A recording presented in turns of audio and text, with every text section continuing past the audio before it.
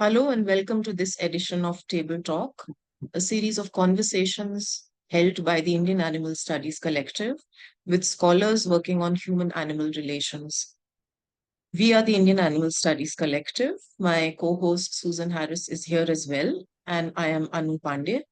It is our great pleasure to invite today's Sadhana Naithani, and we will be discussing with her latest book titled The Inhuman Empire, Wildlife, Colonialism, Culture. Before we start talking to Sadhana about this absolutely wonderful book, I would like to quickly announce that this meeting lasts for an hour, and we welcome all the members of the audience to pitch in with their questions and comments at any point of time. Please raise a hand and we will unmute you and you can go on and ask your questions. Or if you prefer, you can also type your question in the chat box and we will read it out for Sadhana. In the meantime, please do keep your microphones muted. So thank you so much, Sadhana, for accepting our invitation and for being here. We're really looking forward to talking to you about this book. I thought we could start today by something that you mentioned at the very beginning of your book, in the introduction, in fact, about how folk narrative has engaged with the central role played by the disruption of interspecies communication in shaping life on planet Earth. In the Mayan folk tale, which you refer to, man loses the ability to understand the dog's speech, and this is how balance is restored, the balance of power. I found this story really interesting because it stands in sharp contrast to Western philosophical constructs about the lack of speech or the lack of language being a defining characteristic of the animal, whereas man is considered superior because he doesn't suffer from this lack and has speech and language. In this version, however, in the Mayan folktale, the dog retains his speech as well as his ability to understand the speech of man, whereas man is the one who is marked by a lack. He retains his speech, but he loses his ability to understand the dog. What can this tell us about the way in which non-human animals are conceived and represented in folk narratives?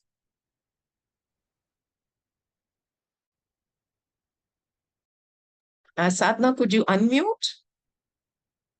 Sorry about that. So thank you, Anu, and thank you, Susan, for inviting me to this conversation on Indian Animal Studies Collective. And I'm happy to be here. I'm talking about this book, The Inhuman Empire, which is actually, just appearing in 2 days on the 20th of this month. So right around the corner. You mentioned this story about this tale where at the beginning of life on Earth, everybody had mutually intelligible speech and could understand each other. No, indeed, if you see, that is quite we all know it actually in folk narrative across the world. Animals speak, human beings speak to animals, and not only do they talk to each other, they transform into each other. So, this whole boundary between the human and animal actually is extremely fluid, if you see. And I think that is something which has never been not noticed. It has always been there. It's right in your face all the time. But it has been explained in many ways. And I think if we just refer to the modernist post-enlightenment scholarship and 18th and 19th century, what we actually find here is that I think somebody has Priyanka Bharti has the microphone on, which is causing some disturbance. So yeah,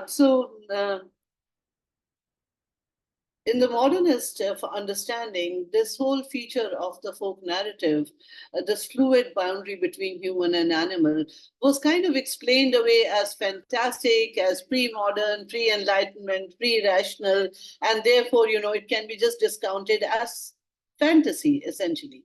It's just fantastic and etc. So it has been explained away in that sense. But today, as we develop our thought on human animal studies, in animal studies, in ecological studies, and various unconnected scientific discoveries about the boundaries between the human and animal, about animal sentience. What we actually learn to realize is that indeed, this modernist understanding has been flawed in many ways, and then it has traveled around the world through the 19th century within the context of colonialism, and therefore gaining a dominant becoming a dominant mode of thought across the world. Whereas if you see some very recent and some things that are guiding the understandings today, like the work of Philip Descoda with people in the Amazonian forests, uh, that across the world, various people have had an understanding of the human and animal, which has been very different from the Western, and that to Western modern post-enlightenment philosophical thought. It has so, but what has happened to those thoughts? Where have they gone? Actually, do they survive? Because indeed, any thought, for that matter, whether modernist or pre or post, any thought is valuable because it has an impact on society. So these different perceptions then mean for me that they have helped people construct human animal relationships in very different ways. Uh, and I see the clash of some of those ways in this study that is there with you. I don't know Susan, if go that. ahead. Yes, absolutely. Absolutely. Susan has her hand raised. Go ahead. Yeah, I was curious about the title of the book too, which is very beautiful. And are you keeping the folk tales or the folk narratives in some kind of opposition with the British texts that you examine? Because in the texts they valorize hunting, which you take a moral opposition against. And if those texts are inhuman against the humanity or the multi-species ness that we can see in folk narratives, then where would you place Jim Corbett? Okay, you've kind of covered a lot of territory here in like 3 footsteps. Uh, So your first being whether this is a study. It is not a study of folk narrative essentially at this point of time. Though I must say that this book, in fact, is part of at least 3 research projects that I thought of simultaneously. But the way they grew, this became an independent book. So I you could not bring all those together. So that's another part of the study, really the study of the folk narrative. This is essentially a study of the British writings on Indian wildlife. But these writings some of them have been classed as hunters' narratives, while some others are not hunters' narratives at all. But I see them purely as narratives. Whenever these have been none of them have been actually analyzed in detail. So, though in the field of history, the colonial forestry and colonial ecology and colonial exploitation of wildlife has been a subject in 1990s, but then my focus is on the narrative itself. So when I treat it as narrative, what happens is that what kind of narrative is the first question, and this is where do we place these kind of narratives? So whether they are hunters' narratives or others, they were extremely popular narratives in their times. So if you see their publication history, they go into reprints very quickly, like within a couple of years, they are into reprints, etc. So they were very popular narratives, and if we consider them as, and they were not written by people who were, literary authors. They were written by people who had other professions, but who were passionate hunters or something else. Now, what has happened is when I see them as narratives, uh, which means that I'm not, interested only in a quantitative data. When I see them as narratives, then uh, these all these people become characters in a certain way. The writers are portraying themselves to the general public the readers in England in a certain way, and they are portraying the Indian wildlife, the Indian forest life, the entire the scene there for the Indian for the readers there. So it actually all these start appearing as characters, and then I study the interrelationship between these characters. First of all, yes. At certain points, the kind of portrayals that the British writings do in general, um, as exception probably John Lockwood Kipling and of course Jim Corbett. But at the same time, the kind of writings that they do on the Indian wildlife, on those animals, it is so hugely different. And what I'm trying to say is not unlike in certain other fields of study, I'm not trying to establish how many exactly are, killed and how that happens. My effort is to understand the characters who carry out this extinction. Because as you said, that my moral objection to hunting, no, it's not a moral objection, it's a historical objection, and a very historical one at that. If we look at the list of animals that are on the verge of extinction, most of those cases are rooted in colonialism. And so the extinction can happen naturally too. But some of these are actually results of historical activity and historical decisions. And when things happen at such mass scale, they do not happen without a perspective. They are not incidental. They are not accidents. They just happen. They just happen to kill. No, there is a thought that goes behind it.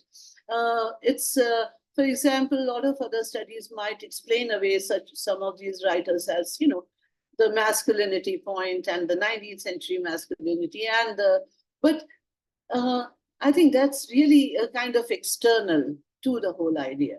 Anybody who does it and is aiming to impress, aiming to impact a whole lot of reality and a whole lot of other people, it's not a matter of just a coincidence. And there is a thought.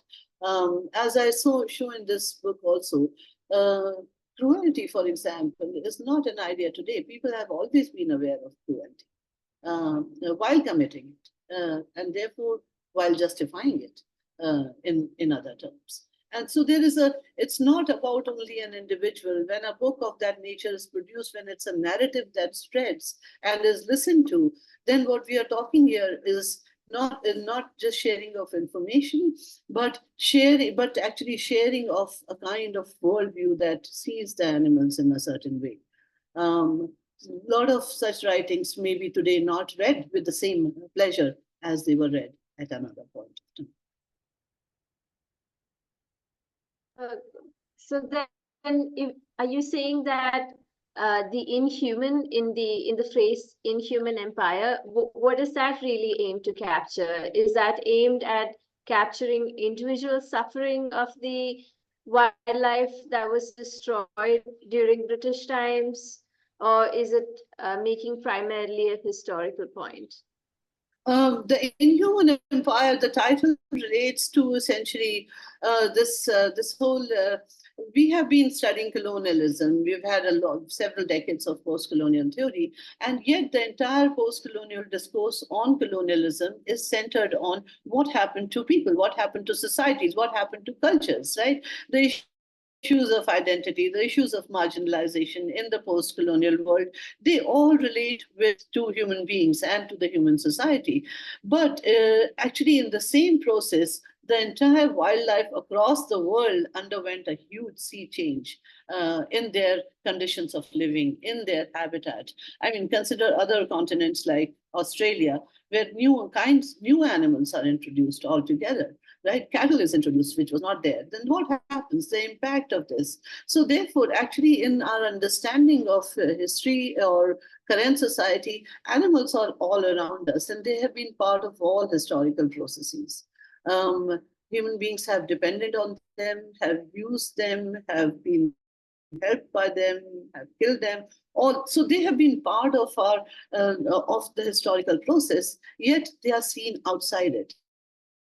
I'm talking of wild animals who are really seen as outside it. but are they outside it? And in fact, this question, as I raise here also, has concerned me for 2 decades at another level, as animals being witnesses of our historical process, not merely sufferers of it, but actually witnesses of that historical process. And in 2016, I had published this novella called Elephantine, which was, I set out a decade ago on the study of the three German forest scientists who established modern forestry in India. And I wanted to understand, as a folklorist, what happens to modern forestry in a place where people, let's say, worship trees or have beliefs, etc. But in that process, I actually came across this historical record about working elephants in Myanmar, Burma, which was part of British India. And a few so I had been studying this history of forestry in India since 1860s, and I came across a few lines about a female registered elephant, which was so strong an impact that I think the whole thing fell in my mind as a story, from how this elephant, female elephant, came to be embroiled in this mega historical events. There was an entire playing on the folk belief that today, actually, a scientific fact that elephants live over 100 years and have elephantine memory. I located this story in the colonial forestry, the story of the female elephant. But unlike the folk narrative, I didn't put her words in her mouth. But my creative tool there was the eyes. What an elephant's eyes can see, and therefore witness us and our society. And that's what it laid on. So therefore, I do think that they are also witnesses of our history.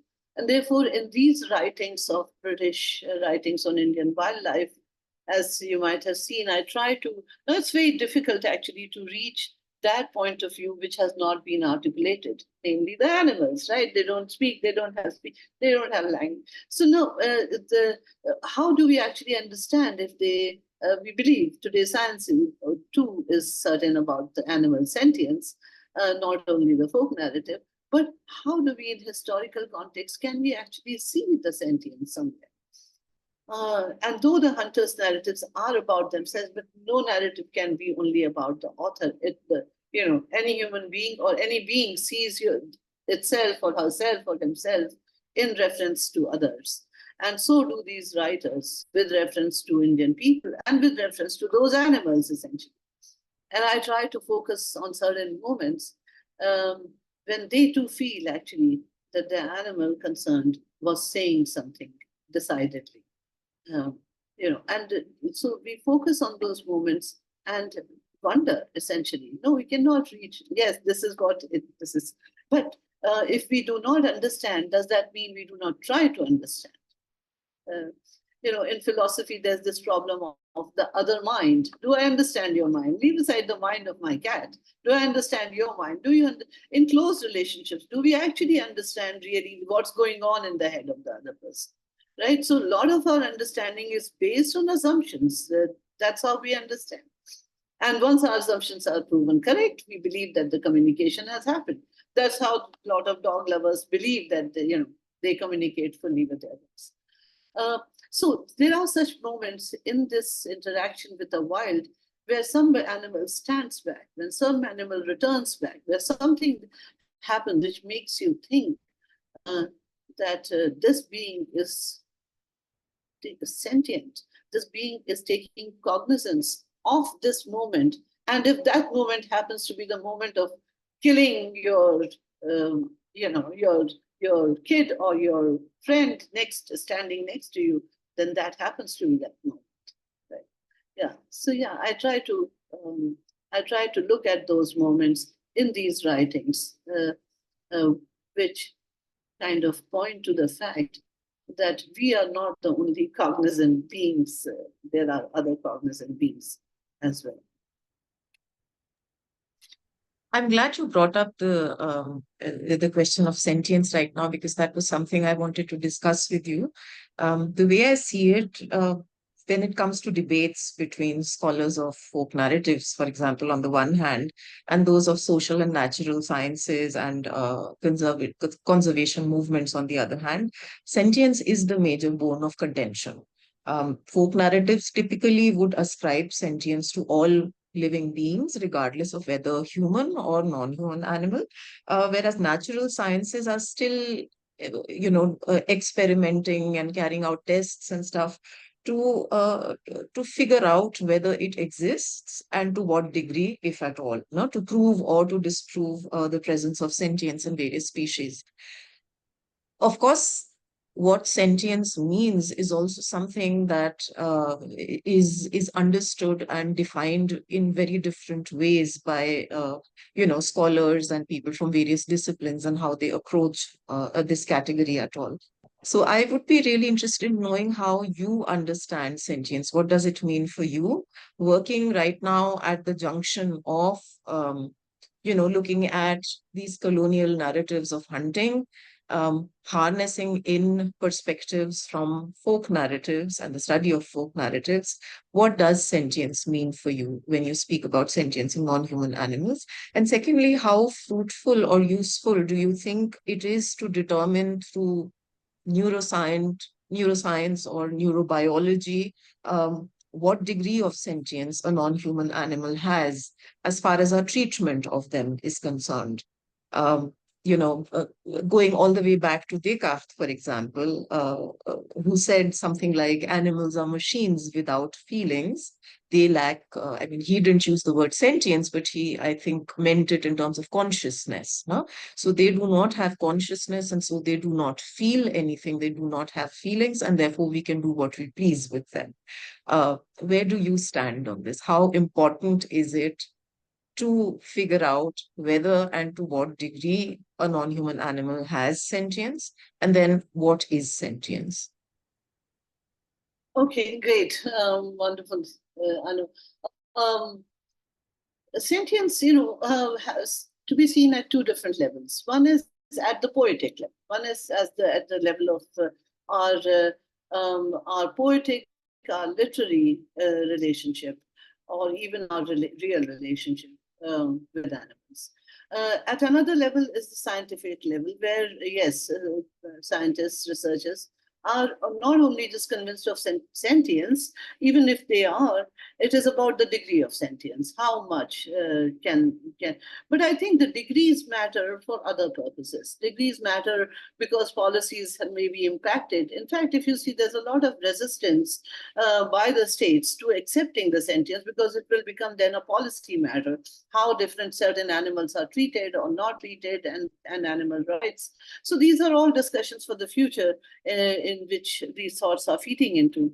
But yes, the degree of sentience has value in certain spheres, which probably I'm not so directly concerned with at the moment. I'm concerned with more the poetic nature of sentience.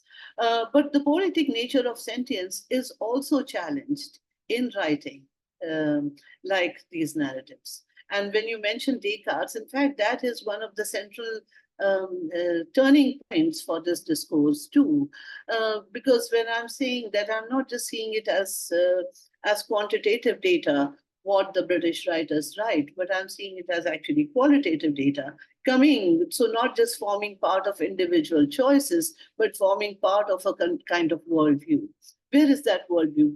Where does that worldview goes back to? It goes back to the modern science. It goes back to Enlightenment. It goes back to exactly Descartes' the statement about animals being like machines, and therefore we can essentially do with them what we wish to do with them, right? So, through now, if you see through the colonial project, it's just taken for granted that it's completely all right to to kill or to use or to send in wars or to whether and at times, of course, may not have been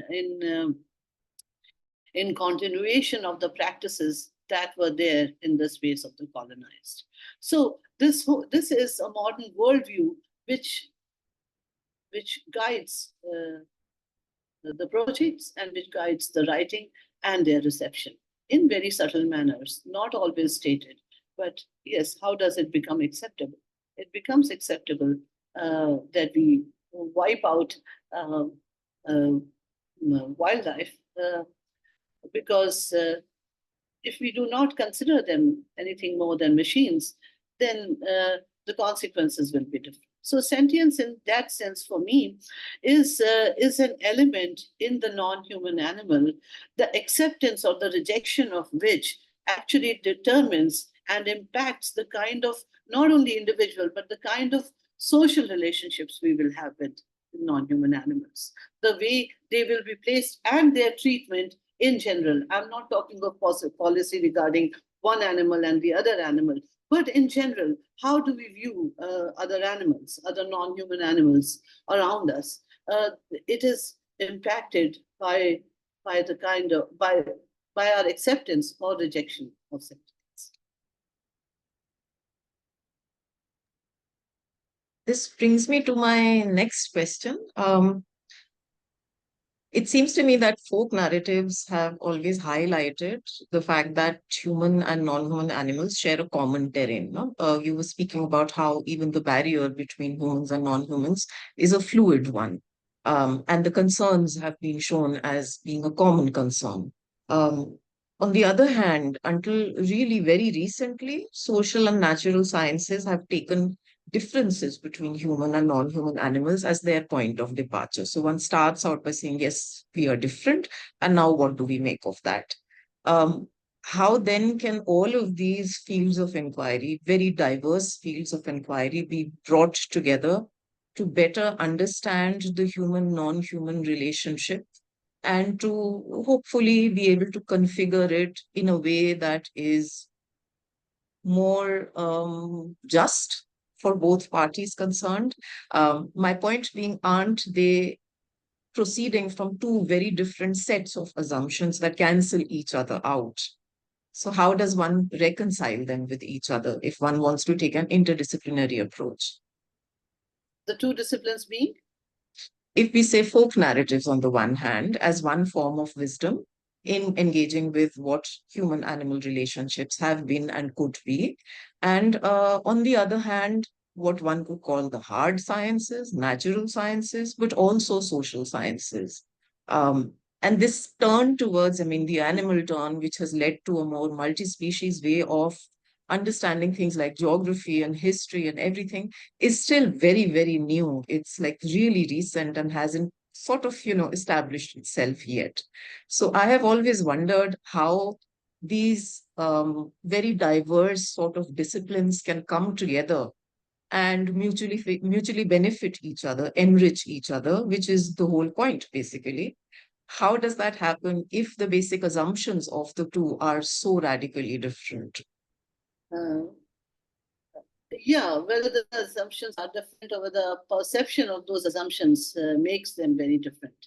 Um, uh, and I think if you see that broadest spectrum that emerged in the process of modernity, this whole differentiation between different, disciplinary differentiations and more microdisciplinary differentiations, and broadly the biggest differentiation between social sciences, humanities on one side, and the natural sciences on the other. So if you take this whole spectrum, at its widest, the most furthest 2 points would be science and folk narrative, okay, or folklore in general, as being the most unscientific, and science being scientific. So now, yes, indeed, they are at very too wide. That's how they have been perceived, actually speaking. But that itself is a part of, as some scholars would say, that itself is part of the modernist paradigm, which placed. So if you see modernism in the context of colonialism, the folk narrative of the colony gets placed as, pre-modern superstition, non-rational, non-knowledge, etc. It gets marginalized in its very space of existence, right? Notionally marginalized. And that same project actually happens way before that within Europe, where again, this whole placement of folk narrative as something pre-modern takes place, and therefore devaluation happens in the process of it. Moreover, the other point for the folk narrative scholars today is what do we understand as folk narrative? Is it only that which was pre-modern, which got collected in 19th century? That's all. But no, within folk narrative studies, that's too long ago, and folk narrative is being generated right today, every day. So all the time. And therefore, if you see in animal studies, I mean, you are on social media, and but so is everybody else. What memes are traveling about on this subject?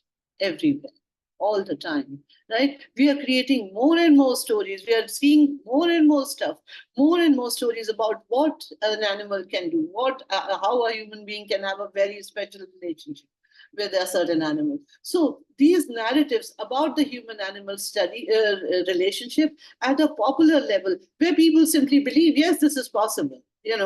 My dog could do this, or that animal could do this. People simply, go with that assumption that this is okay, possible. Yes. So the point is that within the folk narrative and its own history, there is a lot of continuity, right?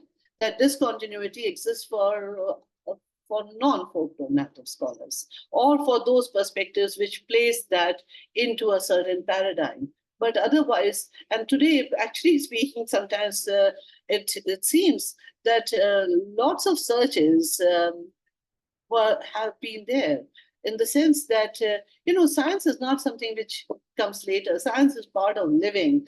And when people actually, why is this question everywhere so common? How did we come to be? How did, because people have struggled to find find the answers, to which science also finds answers. But these are poetic answers based on, at times, on observations. At times, scholars more detailed in folk narrative on this field have shown that what seems very fantastic to us today might have been a common everyday practice in some other point of time, right? I mean, and today we are seeing it in various social media series. I mean, that animals are used to tear apart human beings, being a folk narrative recurring motive. It has been part of judicial systems till rather not so long ago. So yeah, if you say that but I think if you see today, we are covering these differences. We are trying to get across. We've tried to get across between literature and social sciences for a long time, for several decades, to great results for both, I suppose. But I think today we are trying to bridge the gap in the so-called only scientific knowledge or poetic knowledge. And also the realization for quite some time now that knowledge may be coded in very many different ways. The coding may not always be non-fiction, right? Fiction can be a code too. Susan, go ahead. Yeah, I wanted to know your position on animal subjectivity, because a key trope in the book is animal sentience, and how that is not focused upon or obscured in many of these texts, and just generally as an attitude towards wild animals. And since we're dealing with literary texts, would a focus on animal subjectivity make sense, or is that out of bounds for people analyzing narratives? At this moment, that is not one of the main subjects for me, the animal subjectivity. No, that's not. I am talking about human writers, essentially. And in fact, last time when you asked me a question, I just realizing in the last few minutes that I did not answer your question on Jim Corbett. Right? What did you actually want to know at that point? No, I was just thinking about the Inhuman Empire and the texts where most of the authors are valorizing hunting, but then Jim Corbett stands out as an exception. So Yeah. I wanted to know how you would position him, whether inside or outside the Inhuman Empire. Okay, very good. So yes, Inhuman Empire, so, if I may again say that Inhuman Empire refers to the fact that the colonial empire was an extremely inhuman empire when it comes to the wildlife. Okay, in human society, we may have differences of opinions, whether it was all bad and whether, there were this side or that side to it. But at the same time, as far as, and I have liked to, um, deal with the subject at a far larger scale, which was not possible. But this is not only the story of India, this is the story of several colonized places in some ways. Now, where do we place Jim Corbett? Or where do I place Jim Corbett? An author that I have read ever since I can remember, an author that, whose works continue to remain very popular. Now, where do we place Jim Corbett? Anybody who has read Jim Corbett knows what a fantastic storyteller he is, what a wonderful writer he is.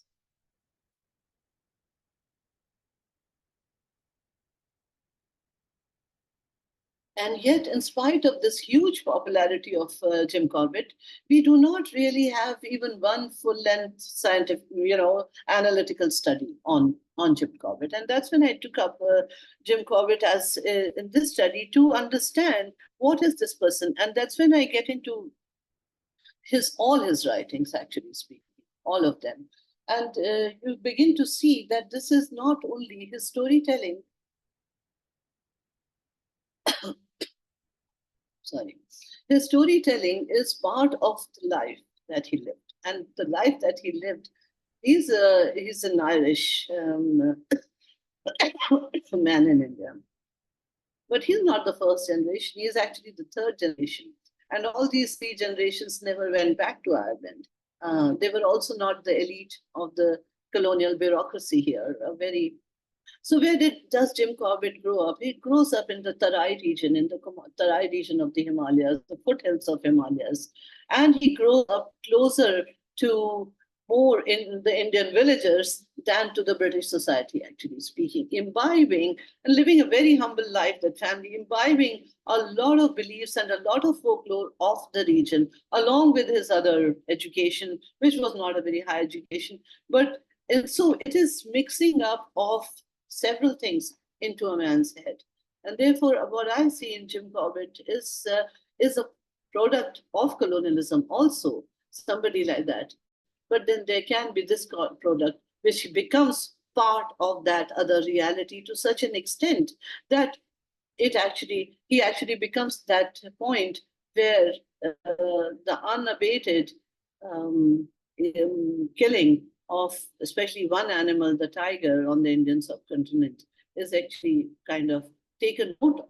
It is halted much later in independent India, but it is taken note of. And the man himself becomes a conservationist. So but is Jim Corbett really all the other characters and all the other writers in this book who come to India, live here for 20 years and then go back, right? And who are part of a certain, this man is not part of the government structure in certain ways. He is more part of the local society than he is part of the British establishment. Yes, he is a link between the two. He is very connected, but he's not, for example, any Tom, Dick, and Harry went with a large retinue of servants, etc. This is not that man. This is a man who walks up the mountains alone, or with one or two companions, literally speaking. This is a man who goes to hunt the tiger all alone. So, and he has actually become part of the folk narrative in the Himalayas and the Uttarakhand region. Yeah, it is part of the lore. Now, as a folklorist, for me, that is a very, very important fact. It's more important than any other facts, for example, because if somebody becomes part of the lore, positively or negatively, that person has had a great impact. in that space. And if you consider the lore of Jim Corbett, in that lore, he's a hero. He is not he's not anybody else. Jim Corbett as a writer, Jim Corbett could not have been Jim Corbett had there been no British colonialism in India, right? That man is very much a product of that combination, where that reality actually comes together. So that is and that is a very complex identity. It is easier. It would be easier to say that no, he also shot and he was also so. But it's a very, very complex identity that Jim Corbett has. The way he portrays that whole world, the jungles, the people, it's you do not actually have that detailed a portrayal from many other writers. Yeah, that's where Jim Corbett is for me. Okay, I will go on to my next question then. Uh, so colonialism, as you write, also brought the influence and practice of modern European thought and science to India. But as you also point out, pre-colonial modes of thought and practice did not disappear when this happened. So if we were to think of this site of encounter of the colonizer and the colonized as a contact zone with a very unequal power relationship at play between colonizer and colonized, what sort of a new way of perceiving non-human animals and a new way of perceiving the human-animal relationship do you think emerged from this encounter? Because it's not a simple thing of one being replaced by the other, but rather, a sort of not, I wouldn't call it a clash, but an encounter of two very, very different ways of perceiving what it was to live with animals or what it was to think of the human animal relationship. Um, so, how did these two almost diametrically opposed ways of thinking about human animal relationships and non human animals influence and shape each other against the backdrop of colonization? Okay. I think, one of the chapters in this book is on a very interesting writer. In fact, I must say, I did not know about him earlier before I researched this work, and I don't know how well known is he in this field. And this is a writer called John Lockwood Kipling. And rightly so, I also wondered Kipling, because the moment you hear Kipling, you think of Rudyard Kipling, right? So I checked, and it turns out John Lockwood Kipling was none other than the father of Rudyard Kipling, and he was actually a professor of architectural sculpture at the Bombay School of Arts, at the J.J. Bombay School of Art, and he came as a professor in 1860 and stayed on. And Rudyard Kipling was born here. And from Bombay, he moved to Lahore, and he also did a project on Indian craft. He was very interested in Indian craftsmen. So he went around the northwestern provinces, um, sketching craftspeople. And that's so decades long he lived. He was also the curator of the Lahore Museum and gathered in that process a lot of sayings, beliefs, practices about humans and animals. And that book is called Beast and Man in India. And really, so if you see there what's going on in the society, in the Indian society, and what is being done, because he deals with both the sides, actually speaking. And at times he is able to laugh at the Indians' beliefs and practices. At times he is able to appreciate them. At the times he is just able to build a contrast. For example, one contrast that he gives us in an example is that a British officer in his garden sees two snakes meeting, which we call a snake dance, actually speaking. and he sees it and he finds it extremely beautiful, but then he takes out his pistol and he shoots them both. John Lockwood Kipling says that had an Indian seen this sight, he would have considered it auspicious and believed himself to be lucky for the rest of his life that he happened to see this.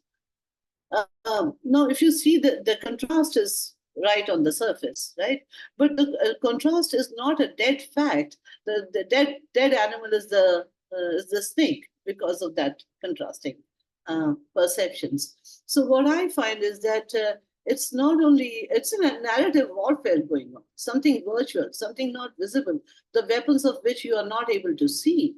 But indeed, there is a narrative warfare going on. Another narrative is being placed. You do not understand this. You do not, this is not right. This is backward. They can be used like this. So now there is a narrative warfare in fact going on. And if you look at the post-colonial reality, you would say, well, if this is the kind of folk narrative these people have, it does not really bear out with the kind of facts around. There is, like the post-colonial reality, is a very complex reality with many different strains that have come together in that historical process, not leaving a clear definition of anybody possible. Indeed, it is neither about erasure, nor is it about uninterrupted continuity. It is interrupted continuity, and interrupted continuity is very different from uninterrupted continuity. Imagined uninterrupted continuity, because where are the uninterrupted continuities actually? Thank you, Sadhana. Krishna Nunvi, go ahead. Hello, thank you for a very interesting talk.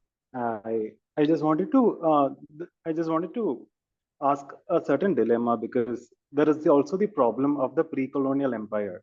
So, for example, since you bring up the question of elephants also, for example, the Mauryan Empire and the empires around that time had driven the population of elephants in the Gajavanas and in the central and eastern part of India to such a low, to such a scanty number that they had to establish Gajavanas, like protected elephant reserve forests, which are guarded by the forest tribes there. And so that, these elephants can be used for the service of the imperial army, of the armies of the Mauryan Empire and the other empires, ruling around that time. So, what do we do about the problem of the extinctionist apparatus that that was working in the pre-colonial empires also? Because it seems like the colonial empires and the British empires, they came in and they fed into the existing, the existing practices of hunting, or even the existing practices of using wild animals for labor. For example, in the timber and the timber logging industries of India. So they were just feeding into the practices that were already existing, and because the folk narratives are not a homogeneous block. Because, for example, if you're looking at some of the Gaja Shastra texts, it says that if you're seeing an elephant with the left ear missing, then that elephant is bad for the emperor, or he portends ill for the ruling emperor. So that elephant must be eliminated. So on the one hand, as you said, an Indian who is seeing two snakes will be considering himself fortunate. On the other hand, you also have stories of extreme violence towards animals, and even the burning of the Khandava Vana in the Mahabharata, where an entire forest is fully burnt and decimated by Krishna and Arjuna. So how do we, because when we look at them, at all these texts, the animal and the human are very fluid, and the boundary is not exactly exact. And when you're looking at the colonial text, it imposes a certain separation altogether. But at the same time, there are still continuities when the actual animal, the animal outside the character in the book is concerned, because the continuities of exploitation or of violence are still very consistent, regardless of the philosophical outlook that each of these cultures take towards the animal. So how do we, at least from a literary and a historical perspective, how do we account for that problem? Yeah. Okay, thank you for that. Thought-provoking question, which brings in several other complexities into the debate. So your first being that there were hunting practices already there in several in these locations, and the colonizers just fit into those hunting practices. No, of course, nobody, or at least I definitely cannot give this answer in any complete form, because there are too many different contexts. There are too many different, too many different contexts to exactly say whether they just fit into the existing practices and whether the existing practices were already causing extinction. That's a very difficult thing to say, whether that was a projection of the colonizers themselves that they were causing extinction. Two, one thing that can be said, at least from the study that I have done, is that the existing the hunting practices, the scale of the hunting practices is what is at stake here. What is the main issue here? The existing hunting practices amongst various indigenous people or within the Indian society, were they so heavy that they would take a toll that big on the wildlife, right? So here, what we are dealing with colonialism, we are dealing with international trade in animal products, in animals, in all that. We are dealing with international trade in it. So the scale of hunting, the scale of hunting is so huge in comparison to any other. That itself is a very major issue to deal with. And no, I do not think that they just fit into the existing hunting practices everywhere. They brought in the hunting practices themselves. They often used, if you see my book, this chapter on on Sanderson, who was a man considered very, very knowledgeable about elephants. He was stationed in Mysore throughout his career and knew the whole of South India and forests and animals very well.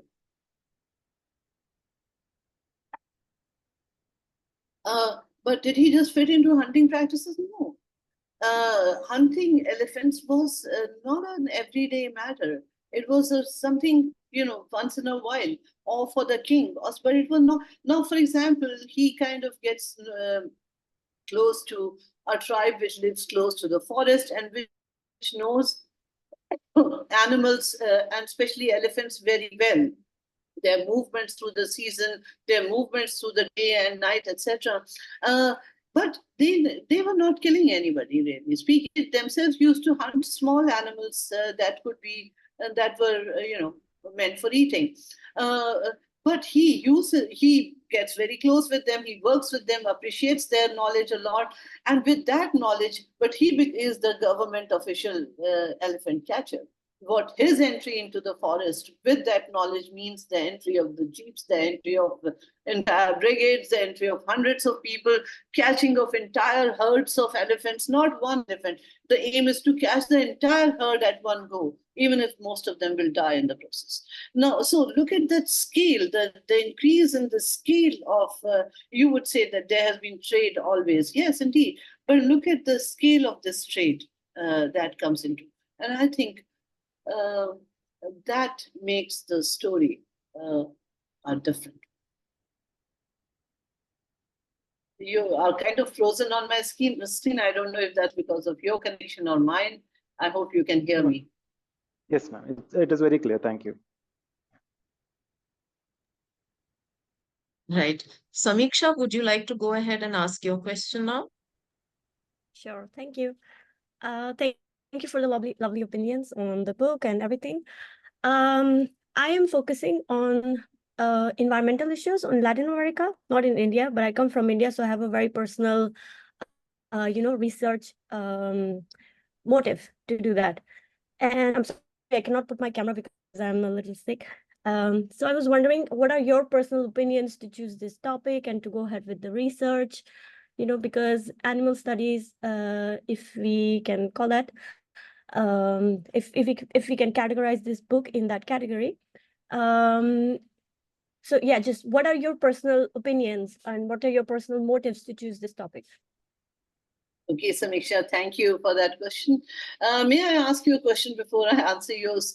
You said something about Latin America. What is your connection? Are you located there or do you study Latin America? Yeah, I am doing a PhD. I'm a PhD candidate in Hispanic studies. So I'm studying in McGill. And yeah, so my research is based on, water and how it changed for native population there, indigenous population. Yeah. It was more like a feminine figure, and how it changed because of colonization to something that can be, used for commercial purposes. That is something we can bring violence on, So there was this notion that changed because of colonization, Yeah. So I'm looking for the commercialization of water and how the contamination, the contamination of water takes place and how the indigenous populations are taking back the agency, and to what extent, because they are doing it, but then what are the changes that we see in that? Okay, thank you, Samiksha. Thank you for telling me your research location in this sense. And well, why I asked was because indeed, if you will see my book, it also starts with a story which is somewhere from Latin America, and the historically, with reference to colonization, I think it would be comparative study in this field of human animal studies between Latin America and South Asia would be so very productive and would show up so much, because I'm aware of the writings that are coming from Latin America and some very good writings which are also part of my book, which are also attempting to center animals in the historical discourse, and therefore it's a very it's a very rich field of study there too. And I hope that you get to my book and that it kind of helps you in your own study. But now, if we connect this subject that I have dealt with, although how is this connected directly or indirectly with the environment? In fact, it is rooted within the environmental changes. The killing of wildlife is connected with the deforestation, which is taking place at the same time. Quite often, as it is called, the cleaning of the forests of the wild animals is taking place so that deforestation or taking control of the forests can follow at the heels of that. So yes, when we are talking of non-human animals or extinctions, we are talking of very, very important environmental changes that are the consequence of that very fact. So yes, they are related in many different ways. My book does not exactly focus on those, but definitely does on the context in which the treatment of non-human animals in one particular colonial context at a certain period of time. This is in India also. This would be a very much longer story, but my book deals with the mid 19th century to the mid 20th century. Yeah, thank you, Samiksha, and I hope I answer your question in some way. Thank you. Payal, go ahead with your question, please. Thank you, ma'am. I hope I'm audible. Yes, you are. One of the participants just mentioned the Mauryan Empire, and deriving from that, I would like to ask my question. The symbol of lion has been used extensively in the context of India, be it mythology or as the emblem of various empires, including the Mauryan Empire itself, where it was used as a symbol of valor and power. And even now we have our national emblem with this per part of this pillar where we have four lions.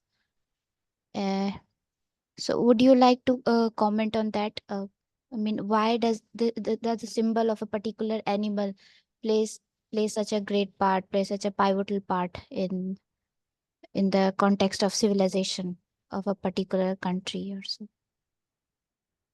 Okay, well, let me see. At one level, it's a very broad question, and not only India, several countries have animals in their national emblem.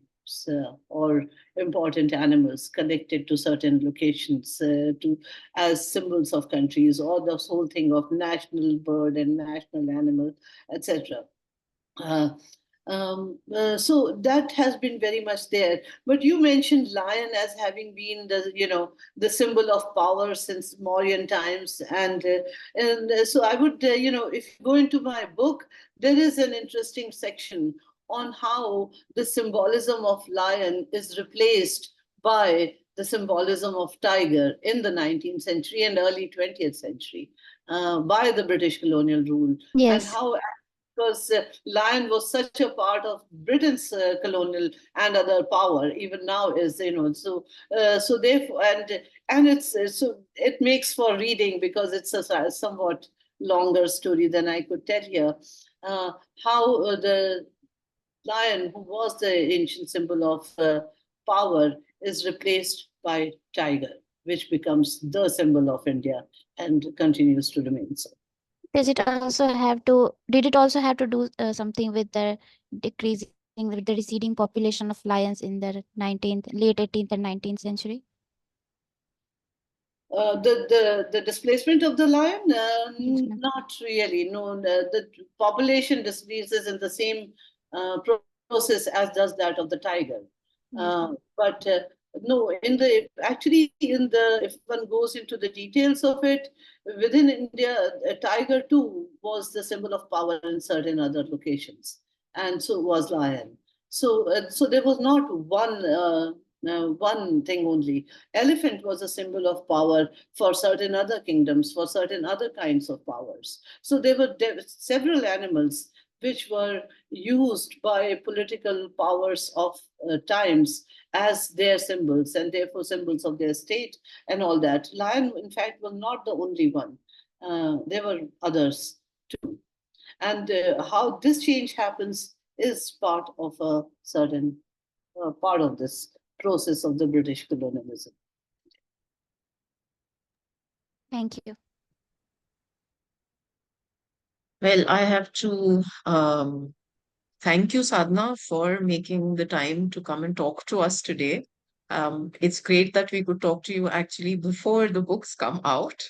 So we've kind of gotten in early, no? So that's just a really great feeling to have discovered your work before everybody else does. So that's marvelous.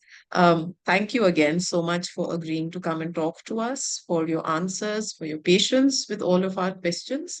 This is about all we have time for now, because it's already past 8:30. We will have to wrap up now, but I'm sure we will all continue thinking about this in the coming days. Thank you, Well, everyone else. I would like to thank you, Anu, once again, and Susan, for this opportunity. And yeah, I enjoyed talking to Indian Animal Studies Collective. And thank you to all the audience, everybody who joined and listened. I hope you all will be able to reach the book and enjoy reading it. Absolutely. So thank you, everyone, and have a great evening or a great day, depending on where you are. See you the next time.